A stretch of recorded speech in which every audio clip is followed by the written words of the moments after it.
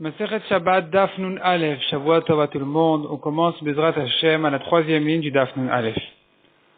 Alors, Kisaoumi Ba'odium, celui qui n'a pas couvert sa marmite avant Shabbat, même s'il a fait la Tmana, il a enfoui des côtés, mais il n'a pas couvert en haut, il n'aura pas le droit de le couvrir pendant Shabbat. Après qu'il fasse nuit, c'est déjà interdit. Kisao Benit Gala, si par contre il avait couvert avant Shabbat et ça s'est découvert, ça s'est ouvert, Moutar lechasoto, il a le droit de la recouvrir pendant Shabbat. Autre halakha que dit notre Mishnah, Memalet Akiton, un homme a le droit de remplir sa cruche d'eau froide, Ve notan et tachatakar ou le tachatakeset, et il garde le froid de l'eau sous son matelas, car c'est un matelas, ou keset, ou bien sous son coussin, comme ça le Rav Barthénour explique dans Masechet Mikvaot, que car ça veut dire matelas et keset ça veut dire son coussin. Il garde là-bas son eau froide. Rashi explique,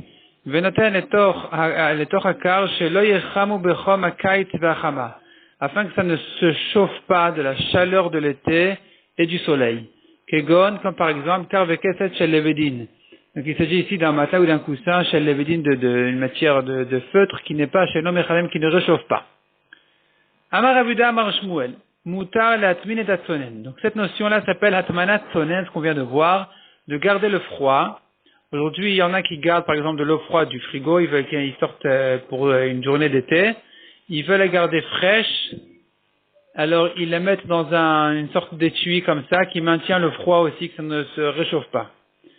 Et ça, c'est exactement l'exemple de atmanat tzonen. Donc d'enfouir quelque chose, d'enfouir sa bouteille pour garder son froid. Et là, la Gemara, elle dit, Moutar latmin et atzonen, comme on l'a vu dans la Mishnah, il est permis d'enfouir le froid pour garder le froid pour pas qu'il se réchauffe. Amar Rav Yosef Maïka Mashmalan, quel est le chidouche, demande Rav Yosef. Tanina, c'est bien ce qu'on a enseigné dans la Mishnah. Mais malé Adam Kiton, un homme a le droit de remplir sa cruche. Venatan Taratakar, Taratake, et de la mettre sous son matelas ou sous son coussin pour garder son froid, pour garder sa fraîcheur. Amar le Abaye, répond Abaye. Tout va kamash malan. Il est venu nous apprendre, Shmuel. Il est venu nous apprendre un grand chidouche. Deimi matnitin, car si on a vu que de notre Mishnah, j'aurais pas pu savoir le chidouche de Shmuel qui a permis d'enfouir son froid. Ava Amina, j'aurais dit, hanemile davar shen dar kol atmin. Les paroles de notre Mishnah ne sont que dans un cas de quelque chose dont on n'a pas l'habitude de lui faire atmana, de l'enfouir. Aval darkosh, davar shdarko latmin, non. Mais quelque chose qu'on a l'habitude d'enfouir pour garder sa chaleur, j'aurais pu croire que pour garder sa fraîcheur, ça serait aussi interdit. J'ai peur qu'il ne s'habitue à le faire et qu'il risque de l'enfouir aussi pour garder sa chaleur. Kamash Malan, Shmuel est venu nous apprendre que malgré tout c'est permis, on ne craint pas ce problème. Donc de notre Mishnah, j'aurais pu croire, voyons Rashi, Mutar latmin et atzonen. Rashi ici à droite. Mutar latmin et atzonen, on a le droit d'enfouir le froid. Rashi répète son explication. Mipnei achama shelo yechamu, de garder son froid, de la chaleur pour pas que ça se réchauffe. Velo gazrinan, et les chachamim n'ont pas décrété de l'interdire ici. Atu atmana, de peur qu'ils viennent à enfouir aussi du chaud. Kedei shechamu, pour que ça se réchauffe. On ne craint pas ça.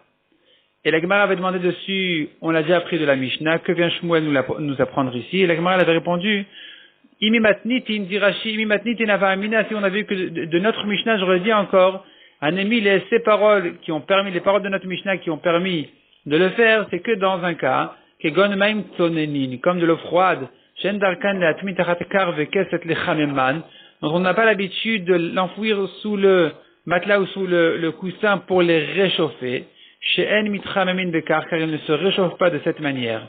Il kachal kalemikdar, donc, il n'y a rien ici, il n'y a rien à décréter, à interdire, à craindre.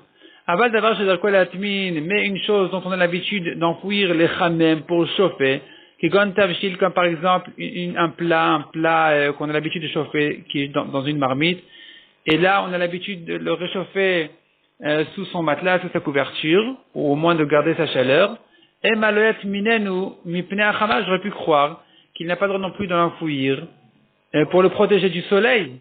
C'est ça le chidouche de Shmuel qui va nous dire, non, dans tous les cas, même une chose dont on a l'habitude d'enfouir pour garder sa chaleur, on n'aura pas on ne va pas interdire de le faire pour garder sa fraîcheur. Donc, on aura le droit de l'enfouir pour le maintenir froid. Ça, c'est le chidouche. Donc, reprenons dans la Gemara Amar Ravuna. On reprend dans la Gemara Amar Ravuna, Amar Rabbi, selon la correction, au lieu de Amar Rab, c'est Amar Rabbi. Asur l'atmin et atonen. Donc, selon Rabbi, il est interdit de faire cette hatmanat sonen, d'enfouir le froid pour le garder bien frais. Ve'atanya demande à Gemara, pourtant on a une braïta qui dit Rabbi ite l'atmin et atonen. Rabbi a permis d'enfouir le froid. Donc, comment est-ce que ici tu dis au nom de Rabbi qu'il a interdit? Répond la Gemara le Kashia. Rabbi aussi. Cet enseignement a été cité avant qu'il ait entendu de Rabbi Shmuel ben Rabbi aussi son avis. Les batar de l'ishme. Tandis que l'autre enseignement, c'est une fois qu'il a déjà entendu de Rabbi Shmuel ben Rabbi aussi. C'est-à-dire, avant d'entendre de Rabbi Shmuel ben Rabbi aussi, Rabbi pensait que c'était interdit. Ensuite, il a appris de Rabbi Shmuel ben Rabbi aussi que son père permettait. Donc, Rabbi a changé d'avis et dorénavant, il permettait d'enfouir le froid. Et la Gemara raconte toute l'histoire. Kiha diyativ Rabbi ve'amar. Donc, Kiha, comme cette histoire-là, comme ceci. Diyativ Rabbi ve'amar. Rabbi était assis, il disait, Asur latmin et atzonen, il est interdit d'enfouir le froid. Donc, les Chachamim craignent s'il s'habitue à le faire, il risque de le faire aussi pour le chaud. Amar lefanav Rabbi Shmuel ben Rabbi aussi. Rabbi Shmuel ben Rabbi aussi a dit devant lui, Abba hitir latmin et atzonen. Mon père Rabbi aussi a permis d'enfouir le froid. Amar, Rabbi tout de suite a changé d'avis. Il s'est effacé complètement, il a annulé son avis en disant Kvar ora zaken. Si c'est comme ça, l'ancien, le zaken, donc Rabbi aussi a déjà enseigné que c'est permis, donc c'est permis. Je ne maintiens pas ma parole. Amar Papa constate devant cette histoire, Bour vient et voit combien de respect il se donne, il s'accorde les Chachamim, Rabbi vis-à-vis de Rabbi aussi, et Rabbi aussi vis-à-vis de Rabbi. Chez le Rabbi aussi Kayam, car si Rabbi aussi était vivant, Haya Kafou V'Yoshev Lifnei Rabbi, il aurait été penché, incliné et assis devant Rabbi, par honneur et respect et soumission vis-à-vis de Rabbi.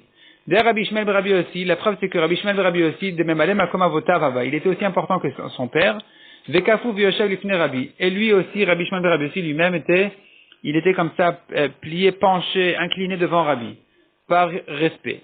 Donc, respect vis-à-vis de Rabbi qui avait le rôle d'être nasi. Veke Amar, et avec tout ça, malgré que Rabbi aussi aurait été tellement soumis à Rabbi, on voit que Rabbi tout de suite a changé d'avis dès qu'il a entendu que Rabbi aussi permettait.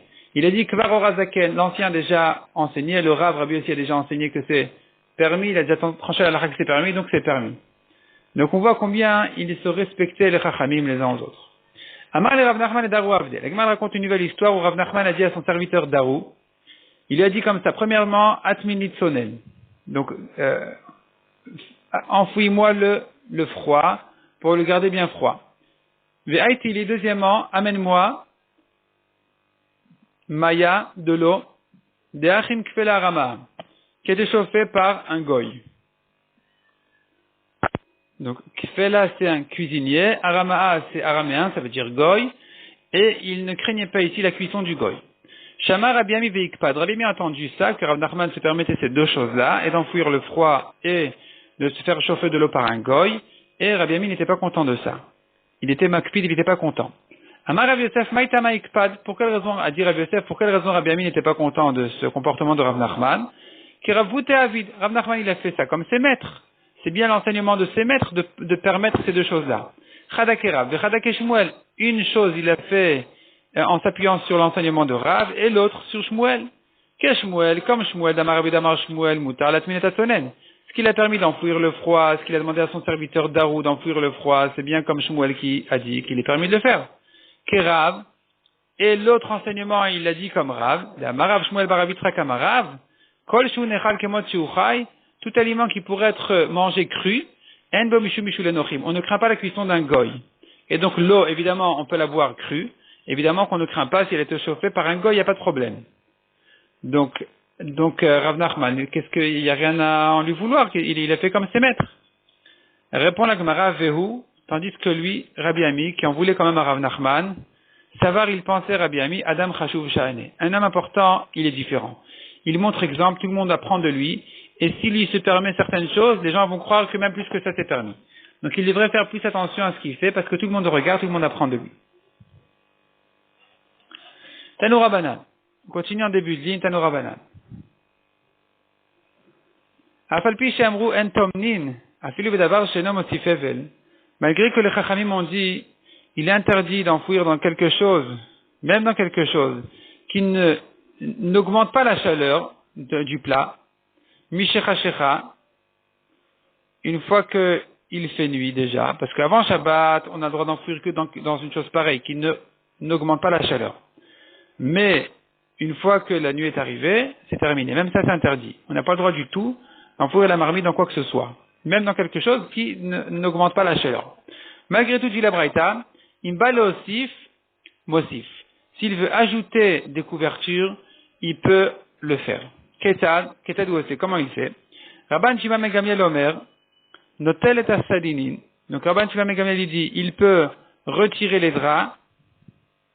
Donc si avant Shabbat il a mis dans un drap, il a enfoui dans un drap, et maintenant il se dit bon mais c'est insuffisant, il a le droit d'enlever le drap ou manière et aglouf kerin et de mettre dans des manteaux plus chauds, dans des couvertures plus chaudes que ça. Ou bien le contraire, s'il craint que ça risque de s'abîmer, d'être trop chaud, notel et aglouf kerin manière et asadinin. Il retire les gros manteaux et il met à la place les draps. Vechan et Rabban Shimon ben Gamliel Omer, Rabban Shimon ben Gamliel disait autre chose encore. Le asrou la otom echam.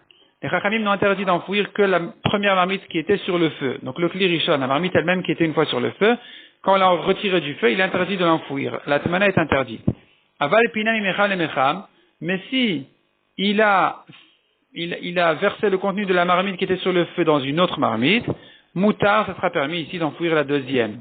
Pourquoi? Hashta akure makirela. Puisque maintenant il est en train de faire en fait une action qui est exactement le contraire.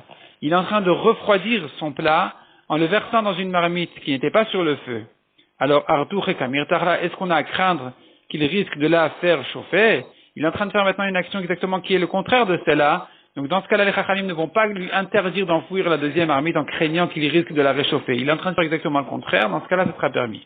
Donc, il est permis, pendant Shabbat, d'enfouir, si quelqu'un voit que le feu s'est éteint, par exemple, et que donc, il va enfouir maintenant son plat pour le garder chaud, mais il ne sait pas comment faire parce que c'est interdit pendant Shabbat, même dans quelque chose qui n'augmente pas la chaleur.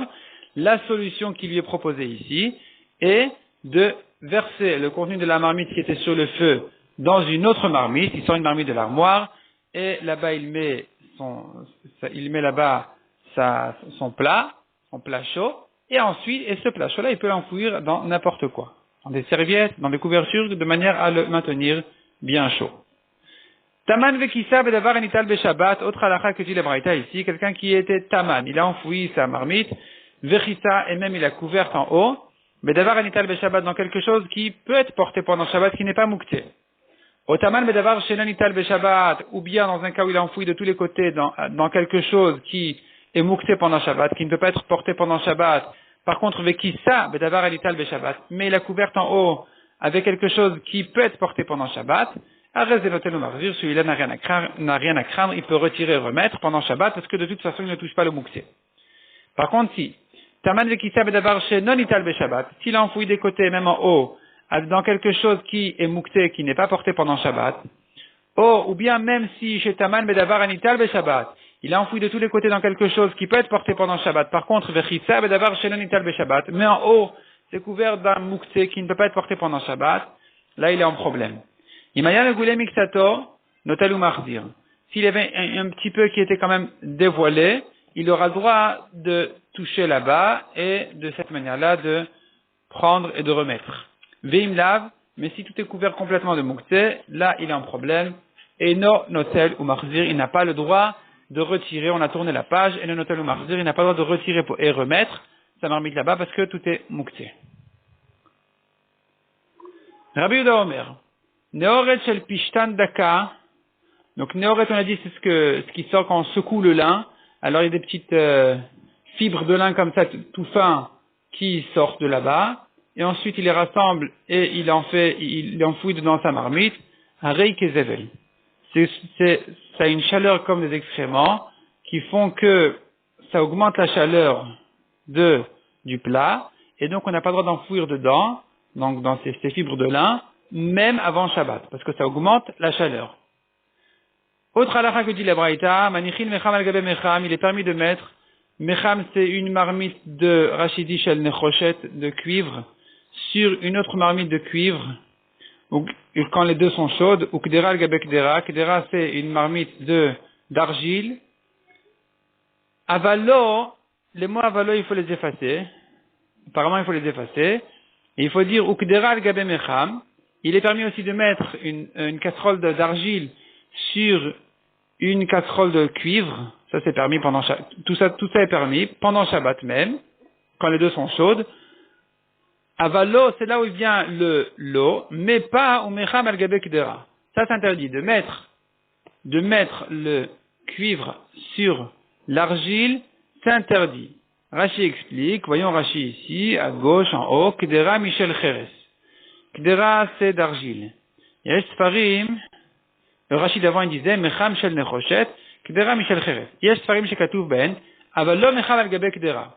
Donc Rashi cite des livres de Gmarot dans lesquels c'est écrit qu'il est cependant interdit de mettre l'argile Mecham c'est le cuivre, al gabe Kdera sur la casserole d'argile. Au Mefarshim Ta'ama, ils expliquent la raison pour laquelle ce cas-là est interdit. Mipnei shakdera marba chamimut ou mosef et hebla. Car la marmite d'argile, elle augmente la chaleur, la mecham à la marmite du dessus qui est en cuivre.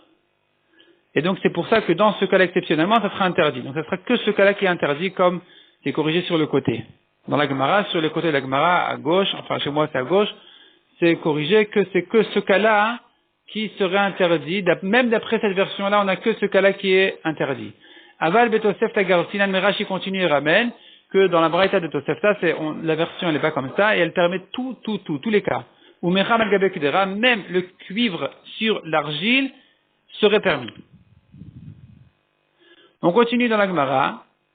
Vetach et pia bebatzek, il a le droit de couvrir la bouche de la marmite avec de la pâte. Rashi précise, Vetach et pia bebatzek anilosh mi beodium, qui a été pétri avant Shabbat. Et toutes ces choses-là, on a le droit de les faire pendant Shabbat. Donc, la pâte, elle a été pétrie avant Shabbat. Maintenant, il l'utilise pour couvrir, pour boucher, en fait, la marmite. Tout ça, c'est permis. Mais, pas pour que la marmite du dessus, elle se réchauffe. Pas dans le cas, donc, où c'était froid, où la marmite supérieure, elle est froide, et qu'il la met sur une marmite chaude pour la réchauffer. Ça, c'est pas ça ce qu'on a venu permettre. Mais que pour garder sa chaleur. On a le droit de la mettre en haut pour garder sa chaleur, mais pas pour la réchauffer au cas où elle est froide. Donc c'est que si les deux sont chaudes que ça sera permis de le faire.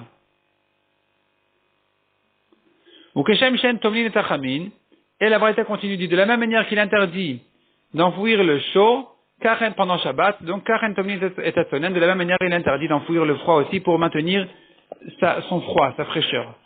Rabbi Itir, la Tmina Tatsonen, par contre Rabbi, comme on a vu, il permet de le faire. Il permet d'enfouir le froid pour garder la température froide de cette chose-là, de l'eau ou de ce que c'est. Encore une halakha dit la Braïta, Ve'en merazkin, merazkin c'est comme meraskin, ça veut dire on parle de casser en petits morceaux, le tachelek velet abarad, ni la neige, ni la grêle, ou disons il a des glaçons, et il les casse en petits morceaux. Beshabbat c'est interdit de le faire, de casser en petits morceaux, bishvil shazuvu memav, afin de les faire, il veut faire sortir l'eau de ces glaçons, donc il les casse en petits morceaux, et là ici il a un problème, Rachidi, que des shazuvu memav, pour faire couler leur eau, mishum de kamolid beshabbat. Il fait naître pendant Shabbat une nouvelle chose qui n'était pas avant. Donc au début de Shabbat, il avait ici des glaçons, de la glace, il en fait maintenant de l'eau, et donc c'est comme créer une nouvelle chose. Rachidi veut dami le melacha, ça ressemble à une melacha, à un travail interdit chez Boré Amaïmaël, car il crée ces eaux-là. Donc ça c'est interdit. Donc de les casser en petits morceaux pour obtenir leur eau, c'est interdit. Apparemment, s'il les casse en petits morceaux que pour les avoir en petits morceaux, ça ne serait pas interdit, parce qu'il n'a rien créé de nouveau. Donc quel serait le problème ici? Tochen, de moudre. On n'a pas de problème de moudre quelque chose qui n'a pas poussé de la terre. Donc l'eau, on n'a pas ce problème de la casser en petits morceaux. Et donc, apparemment, le problème n'est pas dans ce cas-là. Aval, je reprends dans la Gemara, Aval noten le torachos. Par contre, il a le droit de mettre ses glaçons dans son verre, ou le torachara, ou bien dans son assiette, veno choshesh. Il veut les faire fondre dans son, il veut que ces glaçons-là, il rafraîchisse par exemple un verre d'eau, rachidi de vin par exemple, il voulait que le vin se rafraîchisse, soit plus froid, et donc il met dedans des glaçons.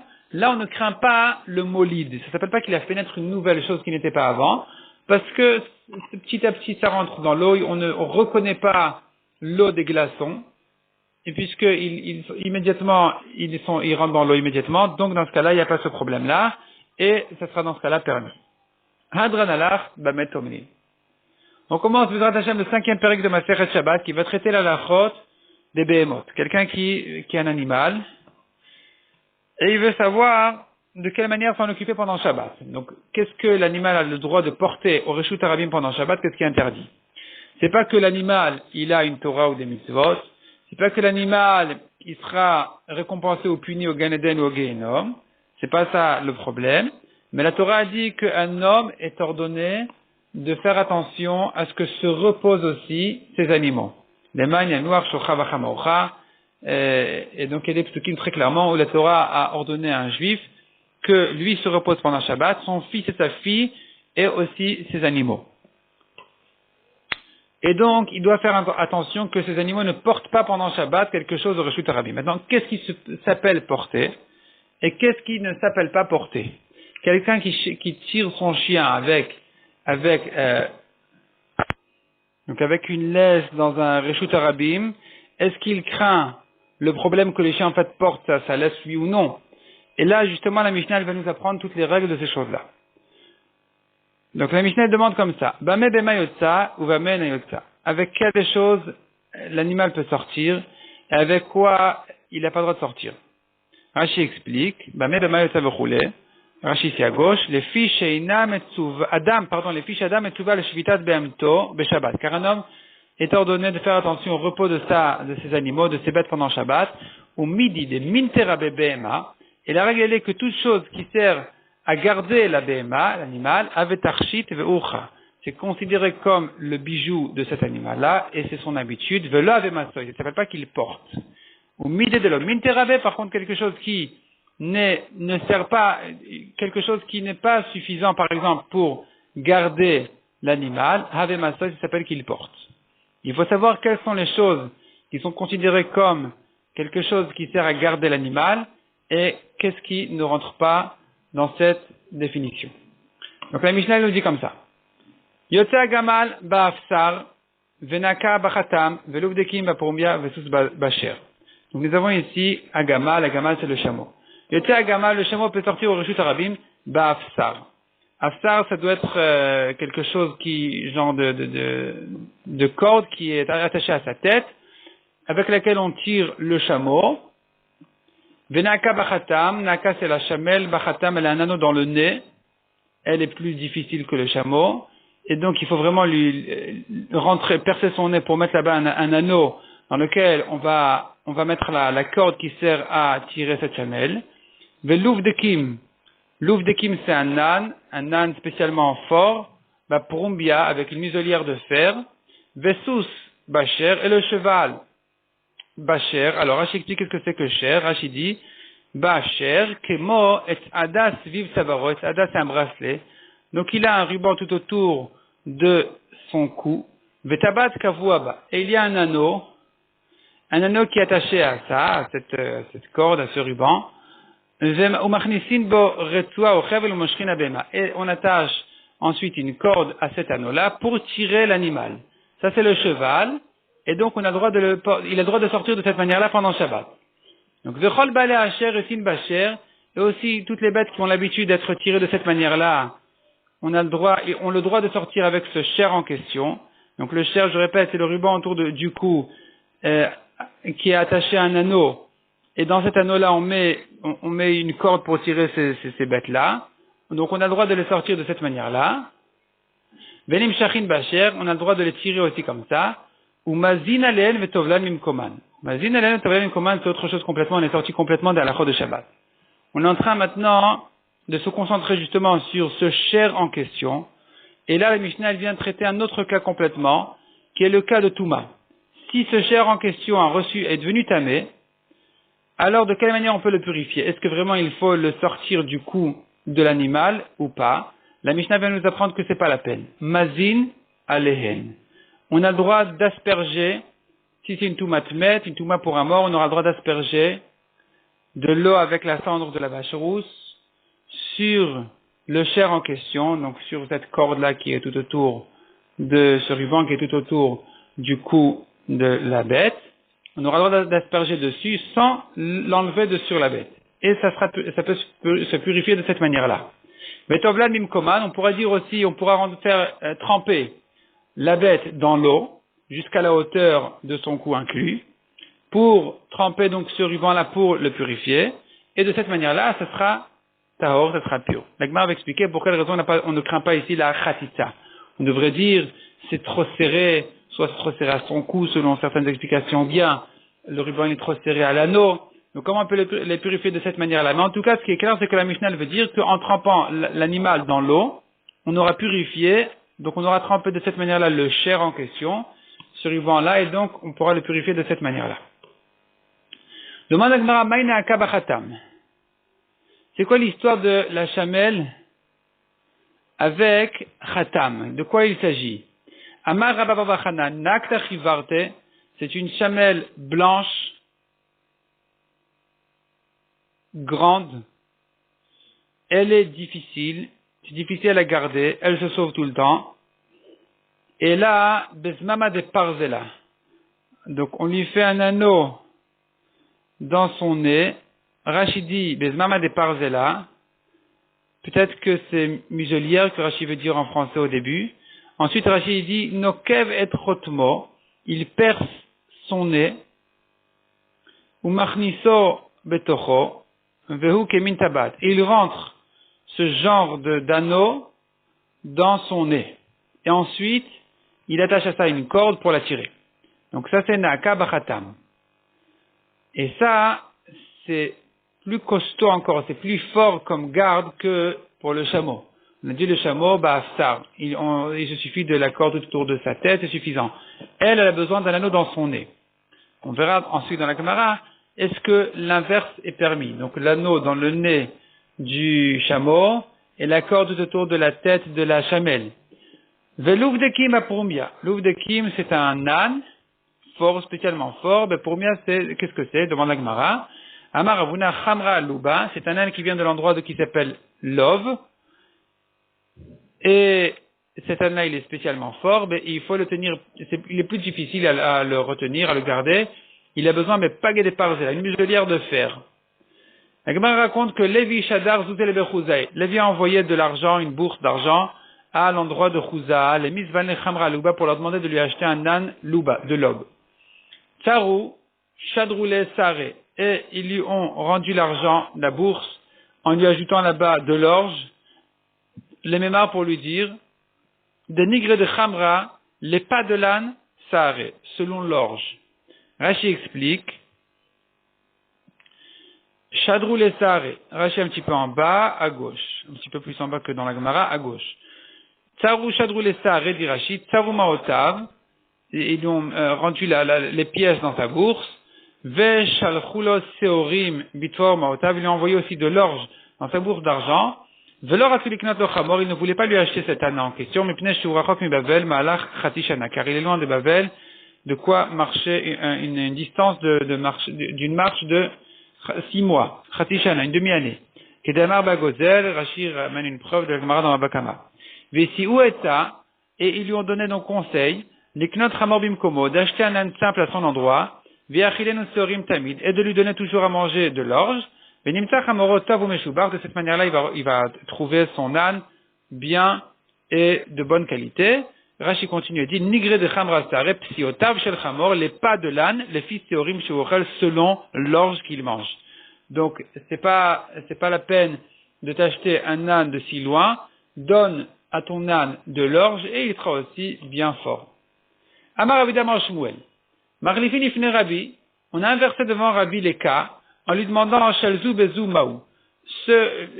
cette muselière pour cet animal, qu'est-ce qu'il en est? Donc on a inversé le chameau avec la chamelle. Et la Gemara explique comme ça. Na'aka be'afsar loti bailach. La chamelle, de la faire sortir avec un afsar, qui était la corde autour de la gueule du chameau, ça ne te pose pas cette question. Kevan de l'homme minterabe mastoyu. C'est clair que puisque c'est insuffisant pour la garder, c'est considéré comme un mastoy, ça s'appelle qu'elle porte quelque chose pendant Shabbat, ça sert à rien du tout, donc c'est interdit. Kiti bailach gamal bachatam. La question se pose dans le cas inverse. S'il veut mettre un anneau dans le nez du chameau, qu'est-ce qu'il en est, permis ou interdit? Kevan de sagile be'afsar, puisqu'il lui est suffisant moins que ça, le afsar est suffisant, il n'a pas besoin de ce khatam en question. Alors le khatam qui est plus fort que l'afsar, masoyu, cet anneau dans le nez, c'est en trop. Ça s'appelle masoyu, ça s'appelle que le chameau il porte pour rien. Odilma, ou peut-être que non. Netiru tayeterta, une garde supérieure. L'homme rinal masoyu, on considère pas ça comme comme portée. Ça s'appelle pas portée, puisque finalement ça peut le garder à lui aussi. Et quelle importance qu'on aurait pu le garder plus facilement que ça? Puisque du moment qu'il peut être gardé de cette manière-là aussi, ça sera aussi permis. Amar les fanades Rabbi Shmuel de Rabbi Yossi. Rabbi Shmuel de Rabbi Yossi, c'est une deuxième fois dans ce daf. On voit que Rabbi Shmuel de Rabbi Yossi a ramené une halakha de son père devant Rabbi. Et il a dit comme ça, Kachamar Abba, Arba Bemot Yosot Be'afsar. Il y a 4 animaux qui sortent, qui ont le droit de sortir avec le hafsar. Le hafsar, comme on a dit, c'est les rubans, toutes les cordes tout autour de la tête. Et quels sont ces 4 animaux? Assous, le cheval, Vea Pered, Pered une sorte d'âne, Ve Agamal et le chameau, Ve Achamor et l'âne. Les mots Temaï, qu'est-ce que ça vient exclure? Lave les mots Gamal Bachatam, n'est-ce pas que ça vient exclure le chameau, qui lui, il ne peut sortir qu'avec le hafsar qu'on vient de dire, mais pas avec le khatam, pas avec l'anneau dans le nez. Ça c'est interdit. Donc on voit que il est interdit de lui ajouter une garde supérieure à celle dont il a besoin. Elle repousse la Gemara en disant, non, on n'a pas de preuve. On n'a pas de preuve d'ici que c'est interdit. Peut-être que ce qu'on est venu interdire ici, c'est les mautenaka be'afsar. C'est d'interdire la chamelle avec le hafsar. On a dit le hafsar, c'est ce qui est suffisant pour le chameau, mais pas pour la chamelle. Elle n'est pas gardée avec ce hafsar en question, ses cordes tout autour de la tête, c'est insuffisant pour elle. Et donc, elle n'aura pas le droit de sortir avec le hafsar. Mais le chameau, peut-être qu'il peut sortir avec le khatam, l'anneau dans le nez. On n'a pas de preuve d'ici que c'est interdit. Et matnita tana, la Gemara ramène ici une braïta, où on a enseigné l'ouf de kim vegamal yotzin be'afsar. L'ouf de kim, comme on vient de dire, l'ouf de kim c'est un âne spécialement fort qui vient de l'endroit de l'ov, et le chameau, les deux sortent avec le hafsar. Avec ce hafsar en question, c'est ce genre de muselière qu'on lui met tout autour de la tête. Et cette braïta pense que même cet âne n'a pas besoin de Purumbia qui était cité dans la Mishnah, qui est la muselière de fer. Il peut se suffire de la même manière dont on a gardé le chameau, on peut garder aussi cet âne en question. Ketanae, la Gemara ramène là-dessus une machloket Tanaïm. Donc, sur la question qu'on avait posée, est-ce que d'ajouter une garde supérieure à celle dont l'animal a besoin, c'est permis ou c'est interdit? Donc, on avait demandé le chameau avec le khatam, l'anneau dans le nez, c'est permis ou c'est interdit? La Gemara, elle veut ramener que c'est en fait une machloket entre les Tanaïm. En chaya yotza besoger. Une bête n'a pas le droit de sortir avec un soger. Ça doit être des chaînes, une chaîne. Chanania Omer yotza besoger. Selon Chanania, c'est permis. Uvrol davar mishamer, et d'ailleurs avec toute autre chose qui sert à la garder. Demain, est-ce qu'il y a de quoi il s'agit? Il est mabechaya gdola, s'il s'agit d'une grosse bête, comme Rachid dit, comme un ours. Misagila soger, est-ce que cette chaîne-là lui est suffisante? Vela bechaya ktana, alors de quoi il s'agit? Il s'agit d'un rat, d'une petite bête. Milo sagila soger, est-ce que ça lui est pas suffisant? Pourquoi ne pas la sortir avec? Et la lave chatulika benayu. La Gemara dit non, il faut dire ici que la marloquette c'est-à-dire qu'on va pas comprendre, si c'est un ours, on comprend pas celui qui permet. Si c'est une petite bête, on comprend pas celui qui interdit. A priori, ça devrait être suffisant. Donc la Gemara dit non, il s'agit ici d'un chat. Et le chat, il se sauve pas facilement, il ne cherche pas à se sauver, il n'est pas si méchant, difficile que ça. Il n'y a pas besoin de le garder avec des chaînes, et c'est justement ça la marloquette. Tanakama Savar Tanakama qui est interdit. Il pense que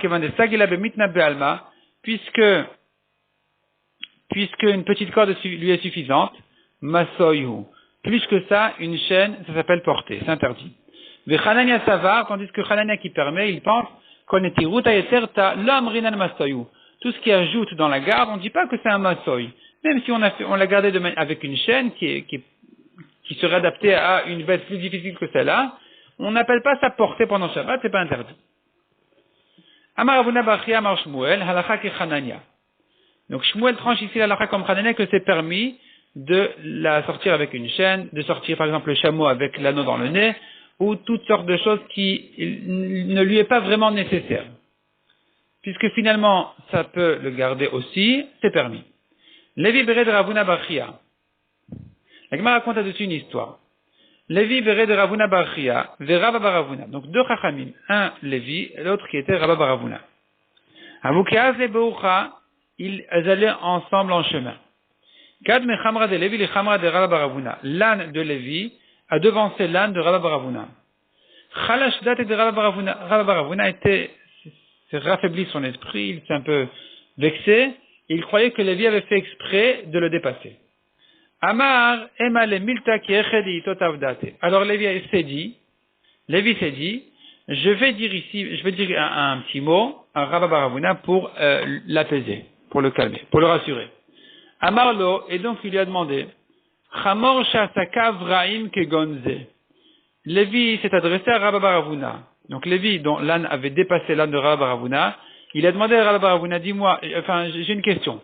Un âne, shasaka vraim, qui s'excite, qui est difficile à garder. Kegonze, comme celui-ci. Maoul tête des premiers à Shabbat. Est-ce que j'ai le droit de le faire sortir pendant Shabbat quand il porte une purumbia, qui est la muselière de fer? Amarle, il a répondu Rabba Baravuna, à qui?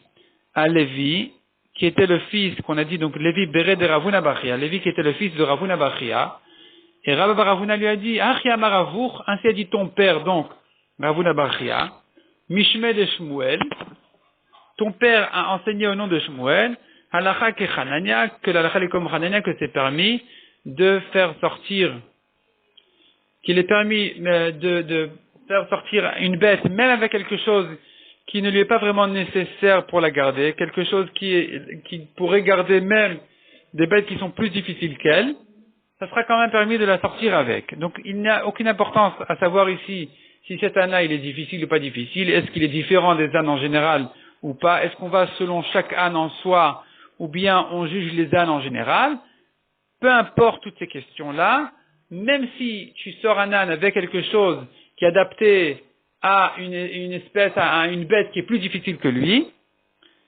ça sera permis. Comme on a dit, le chameau avec l'anneau dans le nez, c'est permis.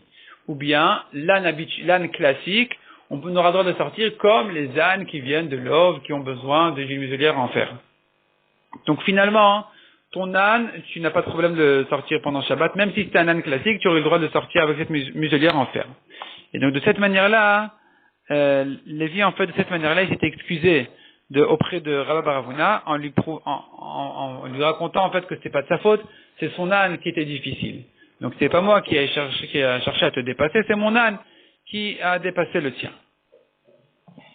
Malgré tout, dans le Shulchan Aruch, malgré qu'ici on voit là on dirait un peu qu'à la comme Hanania que c'est permis, le Shulchan Aruch quand même interdit de faire sortir un animal avec quelque chose qui sert à garder des animaux plus difficiles que lui, parce que la halakha n'est pas comme Hanania. Ici, on a vu que c'est une marloquette entre Rav et Shmuel. Et puisque c'est une marloquette entre Rav et Shmuel, la halakha est comme Rav. Nous avons une règle générale qui dit que halakha ke Rav be'isure ve ke Shmuel bedine. Toujours quand on aura une discussion entre Rav et Shmuel dans des halakhot en général de mutar ou asur, la halakha sera comme Rav. Donc la halakha sera toujours comme Rav dans les isurim, dans les questions de mutar ve asur. Par contre, la halakha sera toujours comme Shmuel dans les dîners mamonot. Shmuel était un grand dayan, un grand juge, et donc il était spécialement compétent dans les dîners mamonot. Toutes les questions d'argent où Rav et Shmuel étaient en marloquette, la halakha est comme Shmuel. Ici, c'est une question de Shabbat, permis ou interdit. La halakha est comme Rav, qui n'a pas tranché la halakha comme Hanania, mais Rav qui, comme on a vu en haut, Rav avait interdit Rav avait interdit Netirut et Eterta. Une garde supérieure, selon Rav, elle interdite, et c'est comme ça d'ailleurs aussi la halacha.